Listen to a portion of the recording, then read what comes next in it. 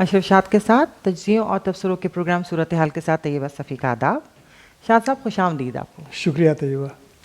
شاد صاحب آج ہم آپ کے صحافتی جتنے بھی تجربے آپ کے رہے ہیں اس کے حوالے سے بات کریں گے.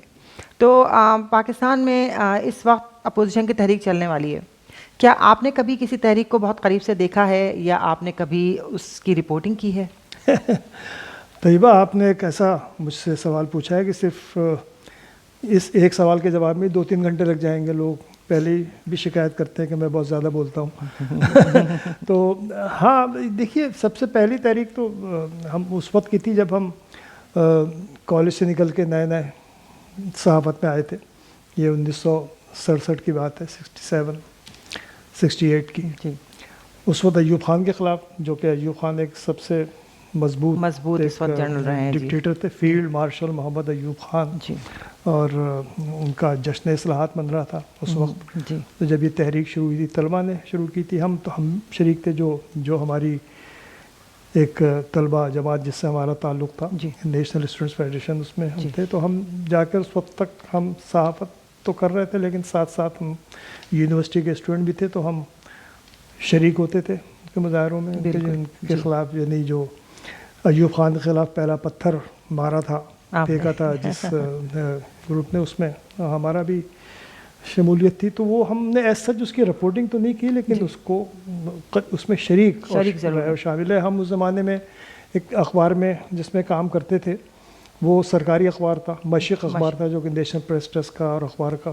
روزانہ مشرق کے نام سے مجھے تو وہ ہم ڈیسک پہ کام کرتے تھے اس وقت. تو ہم بس صبح دن میں جاتے تھے مظاہروں میں حصہ لے کر، اور پھر شام کو ہم آ جاتے. تو اس زمانے میں پابندیاں، دیکھیے یہ ایوب خان کا زمانہ جو تھا وہ صحافت پر پابندیوں کا بہت خوفناک تھا. کوئی بھی خبر ایسی لگ نہیں سکتی تھی اخبار میں جو کہ. تو ہم جو ہیں وہ کوئی ایک خبر کتابت کی ہوئی جیب میں رکھی ہوئی جب دفتر میں آتے تھے، تو ان نظریں بچا کے اپنا ایڈیٹر سے، وہ اس زمانے میں کاپیاں جڑتی تھیں. تو آیا نہیں تھا اس زمانے میں یہ آپ کا جو کمپیوٹرائزڈ کتابت تھی. تو وہ بس ہم کہیں ایک چھوٹی سی خبر کے اندر کہیں چپکا دیتے تھے اپنی قالبوں کی، جو بعد میں دوسرے دن پھر جواب طلبیاں ہوتی تھی. خیر اس سے الگ تو وہ ہم نے زمانہ دیکھا. اس کے بعد پھر یحییٰ خان آ گئے تھے. تو یحییٰ خان کے خلاف ایک تحریک، یحییٰ خان کی گورنمنٹ میں ان کے خلاف نہیں، تو وہ ہماری ایک صحافیوں کی تحریک تھی، بہت بڑی تحریک تھی، جو کہ 1970 کی. ہم اس میں شامل رہے، اور اس میں ہم پھر نکالے بھی رہے. 2 سال ہم بے روزگار بھی رہے، کیونکہ وہ جو لوگ بھی شریک تھے صحافی، جو کہ 100-150 صحافی تھے، بڑے بڑے نام تھے، وہ سب ان لوگوں کو نکال دیا گیا تھا اخباروں سے اس کے جرم میں. تو اس میں ہم بھی شامل تھے. تو یہ ہم نے، لیکن جو ایک سب سے بڑی سیاسی تحریک جسے آپ کہہ لیجیے رپورٹنگ کے حوالے سے، اس سے پہلے بھی میں پھر 72 سے پھر میں رپورٹنگ میں ہی آ گیا تھا. تو میں رپورٹنگ کرتا تھا خاص طور پہ اسٹوڈنٹس اور لیبر کی. مجھے یاد ہے لیبر کی ایک بہت بڑی تحریک تھی. ساری پوری انڈسٹری بند کر دی تھی. یہ بات ہے شاید 73-74 کی. پوری انڈسٹری بند تھی، اور وہ ایک کنفیڈریشن بنی تھی لیبرز کی. تو اس کو میں ہی رپورٹ کرتا تھا اس کو. بلکہ میرے ساتھ اس میں یہ ہوا تھا کہ جب آخر میں گورنر تھے رسول بخش تالپور اس زمانے میں، سندھ میں بھٹو صاحب کی حکومت تھی. تو تالپور صاحب نے، کیونکہ وہ خود کسان رہنما بھی رہے تھے، تو انہوں نے سارے جو مزدور رہنما تھے بڑے اس وقت کے، ان کو بلایا مذاکرات کے لیے. تو وہاں اپنے گورنر ہاؤس میں. تو جب وہ سب جا رہے تھے تو میں بھی ساتھ ان کے. اچھا وہ سارے جو لیڈر تھے مجھ سے اچھی دوستیاں بھی تھیں، ان کی واقف بھی تھے صحافی کے حیثیت سے.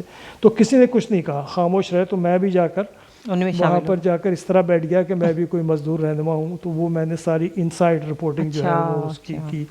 تو وہ پھر ان کی رسول بخش تالپور صاحب کی وجہ سے وہ ختم ہو گئی تھی، ہڑتال ختم ہو گئی تھی، اور مذاکرات میں جو بھی باتیں ہوئی. تو اس طرح کی تو خیر بہت سے بے شمار تحریکیں. جو بڑی تحریک سب سے جو تھی جس میں کہ میں شریک رہا، وہ تھی 1977 کی پی این اے کی. بہت بڑی تحریک. اس میں آپ کی رپورٹنگ کی؟ اس میں میں اس زمانے میں میرا اپنا ایک اخبار تھا، ہفت روزہ معیار. تو میں تو خیر ایڈیٹر تھا، ایگزیکٹو ایڈیٹر تھا اس کا. محمود شام صاحب ایڈیٹر تھے، میں ایگزیکٹو ایڈیٹر تھا. لیکن یہ کہ ہم جو بھی بڑے تھے ہم خود اس کو رپورٹ کرتے تھے. تو میں نے جا کر اسلام آباد میں، کیونکہ سارا جو جمع تھا معاملہ جو تھا وہ اسلام آباد میں جمع تھا. اسلام آباد میں کیونکہ جتنے بڑے اس تحریک میں بڑے لوگ تھے, مفتی محمود صاحب, میں یعنی میں کیونکہ رپورٹنگ کرنے میں ان سب کے یہ فضل الرحمان صاحب کے جو والد تھے مفتی محمود صاحب, ان کو میں نے کئی ان کی پریس کانفرنس اٹینڈ کی, گفتگو بھی کی ان کے ساتھ. ولی خان کی جو بیگم تھی بیگم نسیم ولی خان, وہ کیونکہ ولی خان اندر تھے تو وہ اس کا حصہ تھیں, شیرباز مزاری, بیگم نسیم ولی خان. باقی جو لوگ تھے پروفیسر غفور تھے اور ولی خان تھے, شاہ احمد درانی تھے, یہ سب لوگ جو تھے یہ گرفتار تھے اور ان کو رکھا گیا تھا سہالہ ریسٹ ہاؤس میں. اچھا, وہ روز خبریں چھپتی تھیں کہ صاحب وہ سہالہ ریسٹ ہاؤس میں جناب جو ہے ان کو نظر بند رکھا گیا ہے اور فلاں گیا ملنے, یہ مذاکرات ہو رہے ہیں, وہ مذاکرات ہو رہے ہیں. تم کوئی یہ نہیں بتاتا کہ بھی سہالہ ریسٹ ہاؤس ہمارے صحافی کمال کے صحافی ہوتے ہیں نا, وہاں یہاں اسلام آباد میں بیٹھے ہوئے ہیں. اسلام آباد کے صحافیوں کو میں نے پوچھا کہ یار سہالہ ہے کل یار دیکھا نہیں. میں پھر رپورٹنگ کرنے کیونکہ اہم معاملات اپنے اختتام کو پہنچ رہی تھی تو وہ میں وہاں گیا, اسلام آباد گیا, راول پنڈی اسلام آباد. اور وہاں پر پھر میرا وہاں پہ ہمارا جو نمائندہ تھا ضمیر نفیس, اس کے ساتھ پھر میں نے کہا کہ یار سہارا ریسٹ ہاؤس چلتے ہیں. تو ہم پھر سہارا ریسٹ ہاؤس گئے. اور وہ بالکل اسلام آباد سے تھوڑا سا یعنی کوئی میرا خیال ہے کہ آدھے ایک گھنٹے کی مسافت پہ ڈرائیو پر وہ تھی جگہ. تو وہ پولیس کا ریسٹ ہاؤس تھا.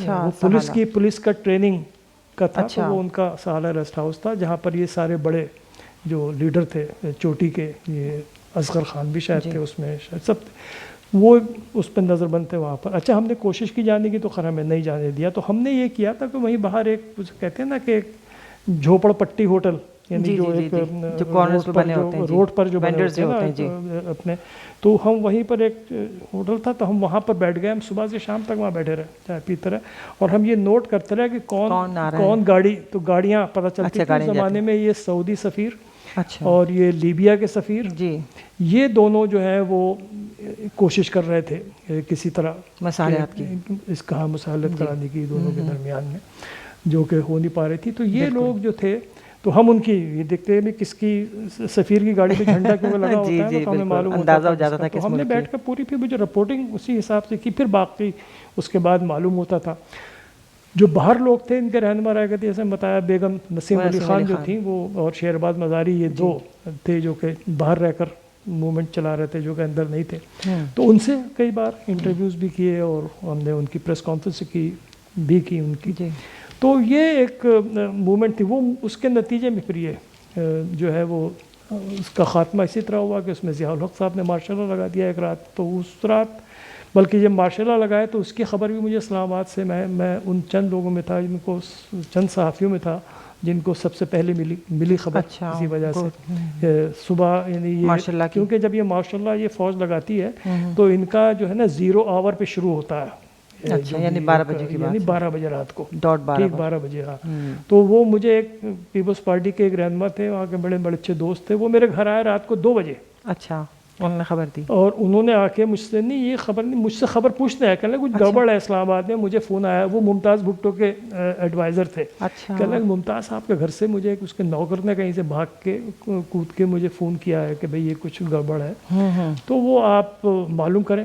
تو وہ میں نے پھر اپنے فون میں نے بھی گھمایا تو معلوم ہوا کہ وہ ماشاءاللہ کا آغاز ہو چکا ہے. وہاں پر ممتاز بھٹو کے اس لیے گڑبڑ تھی, ان کی اس نوکر نے بتایا کہ وہاں پہ اس کو بھی گرفتار کرنے پہنچے ہوئے تھے. اچھا, کمال کی بات یہ ہے کہ وہ اس زمانے میں ممتاز بھٹو کے تعلقات بھٹو صاحب سے کچھ تھوڑے بہت لگ رہا تھا ٹھیک نہیں تھے. تو وہ اس کا خیال یہ تھا, جو آیا تھا ان کا ایڈوائزر مجھ سے ملنے, دوست ہمارا, کہ شاید یہ بھٹو صاحب نے بھیج کر اس کو ممتاز کو گرفتار کرانے کے لیے, اس کو یہ شبہ تھا. لیکن پھر وہ معلوم ہوا. تو لیکن تقریباً 2 بجے پھر میں جنگ اخبار کو, میں نے ہمارے جو اس کے ایڈیٹر تھے ان کو فون کیا, نیوز ایڈیٹر تھے ہمارے ظفر رضوی. تو پھر انہوں نے بتایا کہ بھئی ہمیں صحیح معلوم نہیں, لیکن یہ کہا گیا ہے کہ آپ آج دفتر سے نہ جائیں, بیٹھے رہیں, شاید کوئی سپلیمنٹ نکالنا پڑے. تو یہ بھٹو. اچھا, پھر ہمارا خیال یہ تھا کہ گرفتاری کے بعد پتہ نہیں کیا ہوا, کچھ ہوا نہیں کچھ زیادہ. اس کے بعد پھر جب بھٹو صاحب چلے گئے, پھر یہ ضیاء الحق کی جب شروع ہوئی تحریک, تو اس میں ہم ایک تو صحافیوں کی تحریک ہماری تھی، کئی اخبار بند ہوئے تھے، صحافی بند ہوئے تھے، تو ہماری کئی تحریکیں تھیں جن میں میں بالکل نہ صرف شامل رہا بلکہ ان کے چلانے والوں میں بھی رہا. کم از کم 2 تحریکیں ایسی ہیں جو کراچی میں اور پھر لاہور جا کر میں نے، جس میں کہ میں اسی وجہ سے میری گرفتاری بھی ہوئی تھی. خیر وہ ایک الگ کہانی ہے. تو وہ ایک تحریک تھی. اس کے بعد کی اور کون سی تحریک سمجھ لیجیے. پھر یہ ان کی جب میں خیر پاکستان چھوڑ کے چلا گیا تھا میں ضلع وطنی میں 1980 میں، تب میں پھر آیا تھا جو جب یہ موومنٹ کراچی کی MQM کی شروع ہوئی. اچھا وہ میں اس وقت MQM کا انکا الطاف حسین کا انٹرویو کرنے آیا تھا، انٹرویو بھی کیا. پھر تو میں اس کے بعد جب یہ الیکشن ہوا، اس زمانے میں میں کویت کے ایک اخبار کا ایڈیٹر تھا، میں آیا ہوا تھا یہاں پاکستان الیکشن کی کوریج کے لیے. الیکشن ختم ہو گیا 1980s میں.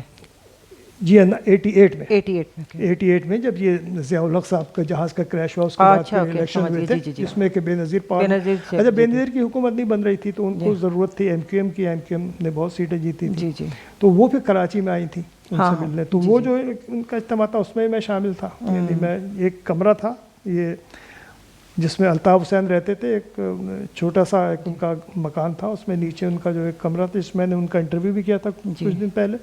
اور اس کے بعد جو ہے تو یعنی اس زمانے کے سب سے بڑے لیڈر تھے جن کا انٹرویو آپ نے کیا کراچی کے. ہاں خیر وہ اور بہت سے اور بھی وہ انٹرویوز کے حوالے سے تو کبھی میں ایک دفعہ شاید پہلے بھی بات کر چکا ہوں، میری کتاب بھی ہے. بہت لوگوں کے انٹرویو کیے، ضیاء الحق کا بھی کیا اور ان سب لوگوں کا. نہیں یہ تو میں بتا رہا ہوں تحریکوں کے حوالے سے. تو پھر جب یہ حکومت بننی تھی تو وہ بے نظیر بھٹو خود چل کر آئی تھی الطاف حسین کے پاس. جی ہاں مجھے یاد ہے ان کی بالکل جو ہے وہ حمایت حاصل کرنے کے لیے، کیونکہ اس کے بغیر ان کی حکومت بن نہیں پا رہی تھی، نمبر نہیں ان کے پورے ہو رہے تھے. تو جب وہ بے نظیر آئی ہیں، خیر وہ ان کی گفتگو تو ان سے ظاہر ہے کہ الگ ہوئی، لیکن گفتگو ختم ہونے کے بعد اسی ایک کمرے میں چھوٹا کمرہ تھا جو کہ بیٹھک ان کی تھی الطاف حسین کی، اس کے اندر جناب وہ بے نظیر بیٹھی تھیں، الطاف حسین بیٹھے تھے اور یہیں ان کے تقریباً 2-3 فٹ کے فاصلے پر میں بھی رہا پورے اس میں. ان سے انٹرویو کیے، بات چیت کی، ان کی پریس کانفرنس سنی اور اٹینڈ کی اور اس کے بعد کی. تو وہ تحریک جو تھی میری، تو یہ چھوٹی بڑی تحریکیں جو ہیں وہ ان میں شمولیت بھی رہی اور ان میں تو ان کے حوالے سے آپ اگر دیکھیں اس پس منظر میں یہ آج جو تحریک ان کو دیکھیں تو کوئی بہت زیادہ فرق نہیں. لیکن میں ایک بس آخر میں یہ ایک بات آپ کو بہت حیرانی ہوگی شاید سننے والوں کو بھی دیکھنے والوں کو، کوئی تحریک اس وقت تک کامیاب نہیں ہوتی جب تک کہ اس کے پیچھے کسی کا ہاتھ نہ ہو. یہ آپ یاد کر لیجئے. دیکھیے تحریک چلانا آسان نہیں، بالکل تحریک میں بے تحاشا دولت کی ضرورت ہوتی ہے، سرمایہ دار ہوتی ہے. مسئلہ یہ ہے کہ اب جو ان کی تحریک ہے اس میں دیکھیے پیپلز پارٹی جو ہے بہت پیسہ ہے ان کے پاس، لیکن پیپلز پارٹی والے جو ہیں یہ زرداری صاحب والے یہ پیسہ خرچ کرنے پہ یقین نہیں رکھتے. یہ خرچ کرواتے ہیں دوسروں سے. اچھا دوسرے لوگ جن سے یہ خرچ کروائیں گے وہ محتاط رہیں گے کیونکہ وہ فوراً نظروں میں آئیں گے، معلوم تو ہو جاتا ہے. تو ظاہر ہے کہ ایک اسٹیبلشمنٹ جو ہے وہ ان کو سامنے کہ بھئی یہ ہمارے خلاف تحریک چل رہی ہے اور یہ آپ اس کو پیسہ دے رہے ہیں. جیسے کہ زرداری صاحب یہ ملک ریاض کو استعمال کرتے ہیں، بالکل ارب پتی ہے، اس سے پیسے دلواتے ہیں ہر جگہ. اس نے ان کے لیے بلڈنگیں بھی بنائی ہیں. تو وہ کبھی بھی کوشش نہیں، وہ کبھی ہمیشہ کوشش کرے گا پیچھے رہے، سامنے آنے کی کوشش نہیں کرے گا. اب جو کہا یہ جا رہا ہے، میں نے شاید پچھلے ایک پروگرام میں یہ کہا تھا اور اب میں اس پر قائم ہوں اور اس پر کبھی ہم تفصیل سے بات بھی کریں گے، اس کی وجوہات بھی بتاؤں گا میں، کہ میرا اپنا خیال یہ ہے یقینی طور پر سعودی عرب پیچھے ہے اس نواز شریف صاحب کے اس بیان میں اور اس میں، اور اس کا قطعی امکان ہے کہ برطانیہ جو ہے، برطانیہ والے بڑے ہوشیار ہیں، ہمارے نو آباد کار ہیں، ان کو پتہ ہے کس طرح کام. وہ امریکی کی طرح نہیں، امریکی بیوقوف لوگ ہیں اس معاملے میں، یہ بہت خاموشی سے کام کرتے ہیں. الطاف حسین کو کب سے رکھا رہا انہوں نے اپنے پاس، ابھی تک کوئی اس کے خلاف ایسا انہوں نے. نواز شریف صاحب کو اب کوئی یہ آپ یہ یقین کر لیں آپ کہ کوئی طاقت پاکستان کی حکومت کی کسی کی نواز شریف صاحب کو واپس نہیں لا سکتی جب تک کہ وہ خود کسی وجہ سے آنا نہ چاہیں، ان کو سگنل نہ ملے. تو یہ جو تحریک ہے نا، آج کی تحریک بھی اسی طرح کی ہے، کوئی نہ کوئی پیچھے ہوگا، کوئی نہ کوئی ایک پیسے دے رہا ہوگا اور دوسری سپورٹ دے رہا ہوگا، سفارتی سپورٹ دے رہا ہوگا، اور سب سے بڑی بات ہے کوئی نہ کوئی بیچ میں پڑھ کے معاملات ٹھیک کرنے کی کوشش کر رہا ہوگا. کیونکہ جب تک کوئی ایسی طاقت نہ ہو اس وقت تک آپ PNA کی تحریک، بھٹو صاحب کی تحریک تھی، پیچھے فوج تھی، آگے جب موقع ہوا بالکل. تو میرا خیال ہے دیکھیے کہ کیا رخ اختیار کرتی ہے. اچھا تھینک یو شاہ صاحب، بہت شکریہ. ہم آئندہ بھی آپ سے صحافتی تجزیوں اور آپ کے تجربوں کے بارے میں بات چیت کرتے رہیں گے. اس پروگرام کا وقت اب ختم ہوتا ہے. بہت شکریہ شاہ صاحب، بہت شکریہ. اجازت دیجیے. طیب آپ کا. خدا